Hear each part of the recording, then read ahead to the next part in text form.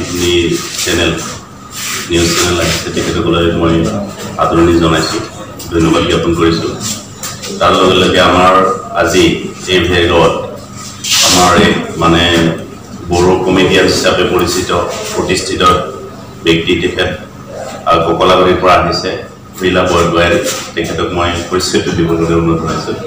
নমস্কাৰ। তো আজি আমি এটা কথা ক'ব বিচাৰিছোঁ যে সমগ্ৰ বিটিআৰ অঞ্চলত আগন্তুক যি পৰিষদীয় নিৰ্বাচন এই সম্পৰ্কত কিছু কথা আমি পাতিম। এই কথা আমি পাতিম, তাৰপিছত আমাৰ তেখেতৰ পৰা আমি কিছু কথা শুনিম। তেখেতে আমাক কিছুমান মেছেজ দিব যে সমগ্ৰ বিটিআৰ অঞ্চল তেখেতে পৰিভ্ৰমণ কৰি পেলাই কি পাইছে আৰু আমাৰ ওদালগুৰিত আহি পেলাই আজি ওদালগুৰি বিভাগত আহি পেলাই তেওঁ কেনে পাইছে আৰু আমাৰ এই অঞ্চলৰ পৰিৱেশ তেখেতে অধ্যয়ন কৰিব, তাৰ লগতে ৰাইজক কিছু মেছেজ দিব। তেখেতক মই আজি এই প্ৰেছ মিটত তেখেতৰ বক্তব্য দিবৰ কাৰণে অনুৰোধ জনাইছোঁ। মই আগতেও কৈছোঁ যে আমাৰ ইউপিএল দলে আজি এটা শক্তিশালী দলৰূপে BTC নিৰ্বাচনত অৱতীৰ্ণ হৈছে। গতিকে আমি আজিৰ দিনত ২৭ৰ পৰা ৩০টা চিটত জিকিবলৈ গৈ আছে সকলো চৰকাৰ সক্ষম হয়। কিন্তু বিভিন্ন সময়ত বিভিন্ন দলে আমাক অভিযোগ দি আছে। তেনেকৈ আমাৰ চৰণীয়া ডাঙৰীয়াও যে ইউপিএলে বিজেপিৰ লগত বুজাবুজিৰ কথা হৈছে। গতিকে মই ক'ব বিচাৰিছোঁ এতিয়া ইউপিএল দলে যিহেতু BTC নিৰ্বাচনত চবচে শক্তিশালী দলৰূপে নিৰ্বাচনত অৱতীৰ্ণ হৈছে, সেইকাৰণে আজিৰ দিনত ইউপিএল দলক চবেই লক্ষ্য কৰি দিছে। এইটো ডাঙৰ কথা নহয়, কিয়নো মই সমগ্ৰ BTC যিবিলাক সমষ্টি আছে এই সমষ্টিৰ লগত মই ঘূৰি আছোঁ। এতিয়া আমি সেইকাৰণে মই নিশ্চিতভাৱে ক'ব বিচাৰিছোঁ যে আমি ইউপিএল দলে আজিৰ দিনত সকলোৱে চৰকাৰ গঠন কৰিবলৈ গৈ আছে। আৰু আজি মই খেৰগাঁও যিটো আমাৰ ডিষ্ট্ৰিক্ট আছে, খেৰগাঁও ডিষ্ট্ৰিক্টত যিখিনি আমাৰ সমষ্টি আছে এই সমষ্টিবোৰত মই পৰিদৰ্শন কৰিবলৈ আহিছোঁ। আৰু ইয়াতে আহি পেলাই বৰ্তমান মই খেৰগাঁও সমষ্টিত আছে। তো খেৰগাঁও সমষ্টিত আমাৰ যিটো ইউপিএলৰ কেণ্ডিডেট এইটো জিকাটো আজিৰ দিনত 100% হৈ আছে। গতিকে আমি আজি খেৰগাঁও ডিষ্ট্ৰিক্টত 5টা সমষ্টিতে জিকিবলৈ গৈ আছোঁ। আৰু টোটেল আমাৰ যিটো ওদালগুৰি ডিষ্ট্ৰিক্ট হিচাপে 10টা চিট আছে, এই 10টা চিটৰে আমি 7টা বা 7+ এইখিনি চিটত জিকিবলৈ গৈ আছোঁ। গতিকে আমাৰ যিটো বাক্সা ডিষ্ট্ৰিক্ট, এই বাক্সা ডিষ্ট্ৰিক্টত আমাৰ 11টা সমষ্টি আছে। এই 11টা ডিষ্ট্ৰিক্টৰে আজিৰ দিনত ক'ব গ'লে BPL দলে কোনটো চিটত জিকিব আমি এইটো আজিৰ দিনত দেখাই পোৱা নাই। ঠিক তেনেকৈ চিৰাং ডিষ্ট্ৰিক্টৰ যিটো 7টা সমষ্টি আছে, এই 7টা সমষ্টিত যোৱা 2015 চনত BPL দল হিচাপে এটাই জিকিছিলে, তাৰপিছত তাতে অৱৰ এটা জিকিছিলে। কিন্তু আজিৰ দিনত আমি চিৰাং ডিষ্ট্ৰিক্টৰ 7টা সমষ্টিতে জিকিবলৈ গৈ আছোঁ। ঠিক তেনেকৈ যিটো কোকৰাঝাৰ ডিষ্ট্ৰিক্টৰ যিটো 12টা সমষ্টি আছে, এই 12টা সমষ্টিৰে আমি আজি 6টা সমষ্টিতে জিকিবলৈ গৈ আছোঁ। গতিকে মই মোৰ ৰাইজক মই ধন্যবাদ জনাম, যিহেতু আপোনালোকে আজিৰ দিনত BPL দলক এইখিনি ছাপোৰ্ট কৰিলে। আগতে যেতিয়া 2015 চনত BPL দলে PCDR হিচাপে অৱতীৰ্ণ হৈছিলে নিৰ্বাচনত, সেই সময়ত আমি দেখিবলৈ পাইছিলোঁ যে সকলো বড়ো জনগোষ্ঠীৰ মানুহে PCDR দলত ভোট দিছিল। কিন্তু আজি BTC বাকীয়ে যিটো পৰিৱৰ্তন বিচাৰিছে যদি এতিয়া BTC পৰিৱৰ্তন কাৰ দ্বাৰা হ'ব এইটো আজিৰ দিনত ৰাইজে চিন্তা কৰিছে। বিজেপিয়ে চৰকাৰ গঠন কৰিব নোৱাৰে, গতিকে বিজেপিৰ লগত কোনো পৰিৱৰ্তনৰ কথা নাই। তেনেকৈ কংগ্ৰেছ আৰু GSP তেখেতসকলে কোনোদিনৰ চৰকাৰ নাহে, কাৰণ আজি BPLৰ বিকল্পটো এই হিচাপে আজি BTC থকা বিভিন্ন জাতি জনগোষ্ঠীৰ যিখিনি মানুহ আছে চিন্তা কৰিব পৰা,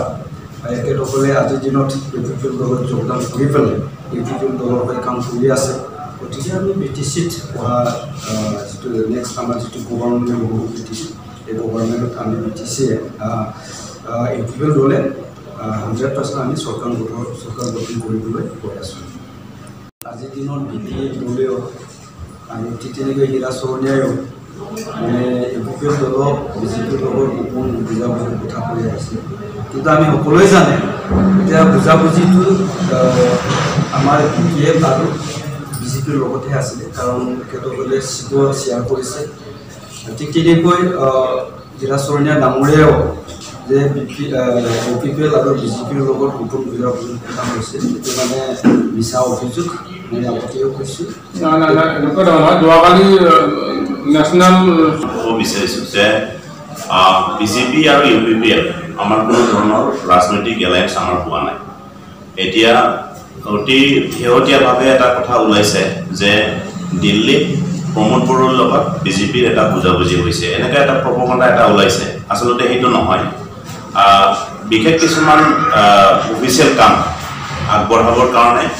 কিছুমান বিশেষ অফিচাৰক লগ লৈ পেলাই আৰু মিনিষ্টাৰবিলাকক লগ লৈ পেলাই এই অফিচিয়েল কামবিলাক ধৰক মই উদাহৰণ দিব বিচাৰিছোঁ আমাৰ যিটো NDP বিলাকৰ যিটো ৰিহেবিলিটেশ্যন ইয়াৰ কামবিলাক আৰু BTR চুক্তিৰ আধাৰত কিছুমান দফাৰ অফিচিয়েল কামবিলাক আগুৱাবৰ কাৰণে অফিচিয়েল কামৰ কাৰণে তেখেতে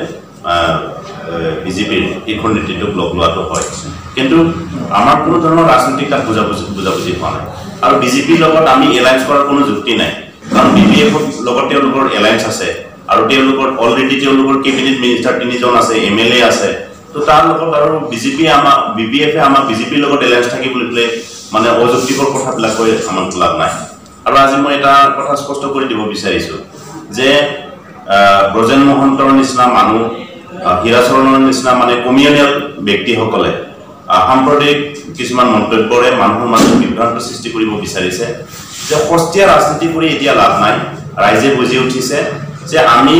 এটা মূল্যবোধৰ ৰাজনীতি কৰিবলৈ গৈ আছোঁ আৰু UPP দল প্ৰমোদ বড়োৰ নেতৃত্বত যি মূল্যবোধৰ ৰাজনীতি হ'বলৈ গৈ আছে তাক বুদ্ধিজীৱীসকল অসমৰ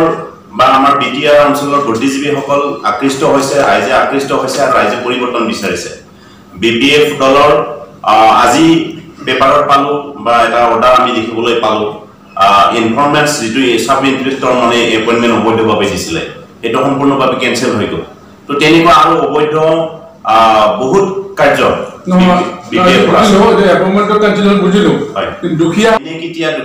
দুখী শাস্তি দিব সেইটো তেওঁলোকৰ ব্যৱস্থা হ'ব আমি যিখিনি আমাৰ ফালৰ পৰা ইনকুৱাৰী কৰিবৰ কাৰণে যিখিনি অনুৰোধ কৰিছিলোঁ আৰু ইনকুৱাৰী মতে অলৰেডি চাকৰিটো মানে ডিছমিছ হৈ গৈছে বাতিল কৰা হৈছে তাৰপিছত দুখী কেনেধৰণে কোন মানে এক্টৰ আণ্ডাৰত বা কোন দফাৰ আণ্ডাৰত তেওঁলোকক শাস্তি দিয়ে সেইটো গভৰ্ণমেণ্টে বুজিব সেইটো আমাৰ কথা নহয় তো আমি মানে ডিমাণ্ড কৰিম দাবী কৰিম যে দুখীও উপযুক্ত শাস্তি পাব লাগে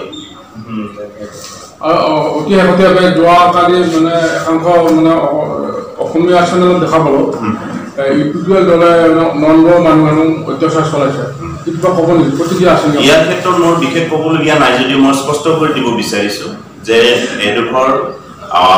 হেজিয়াৰ মানে চৰকাৰী মাটিক লৈ পেলাই দুটা দলৰ মাজত ব্যক্তিগতভাৱে কাজিয়া হৈছে আৰু ইয়াত মানে কিছুমান ব্যক্তিয়ে কিছুমান ৰাজনৈতিক নেতাবিলাকে তাক মানে ৰাজনৈতিক মানে ৰহণ সানিব বিচাৰিছে আৰু সেইটো সাম্প্ৰদায়িক এটা ৰহণ সানিব বিচাৰিছে ইয়াৰ কিন্তু আমাৰ BTR অঞ্চলৰ মেক্সিমাম মানুহে বুজি উঠিছে এইটো